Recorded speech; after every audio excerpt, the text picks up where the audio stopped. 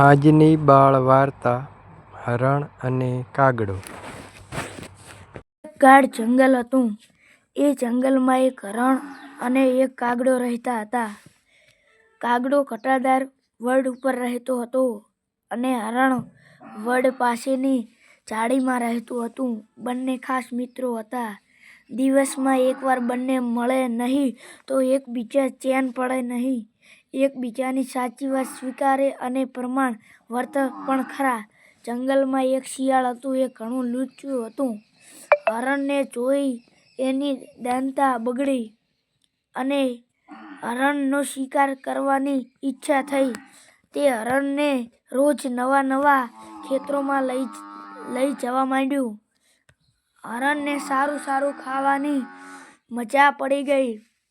કાગડાને શિયાળની લુચ્ચાઈનો ખ્યાલ આવી ગયો. કાગડાએ હરણને ચેતવ્યું પણ હરણને કાગડાની વાત ગળે ઉતરી નહીં. ખેતરના માલિકને ખબર પડી ગઈ. એક દિવસ ખેતરના માલિક ખેતરમાં જાળ નાખી હરણ એમાં ફસાઈ ગયું.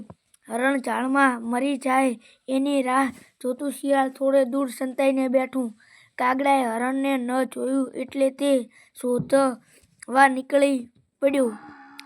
ઉડતા ઉડતા એણે પેલા ખેતરમાં હરણને જાળમાં ફસાયેલું જોયું. કાગડાએ હરણને હિંમત આપતા કહ્યું, ભાઈ તું ફિકર ન કરીશ, હું મરદાની જેમ પડ્યો રહેજે. હું કાકા બોલીશ એટલે તું દોડવા માંડજે. થોડીવાર પછી ખેતરનો માલિક ત્યાં આવ્યો. તેણે જાળમાં મરેલા હરણને જોયું. તેણે જાળ ઉપાડી લીધી. તે જ વખતે કાગડો કાં કાં કરવા લાગ્યો. કાગડાનો અવાજ સાંભળી હરણે ઊભા થઈને દોડવા માંડ્યું. ખેતરના માલિકે હાથમાંની લાકડી હરણ પર ફેંકી અને હરણ તો દૂર નીકળી ગયું હતું. લાકડી ભાગતા જ શિયાળના માથા પર વાગી અને શિયાળ ન્યા તો ત્યાં જ રામ રમી ગયા. હરણ અને કાગડાએ ખાધું પીધું અને મોજ કરી.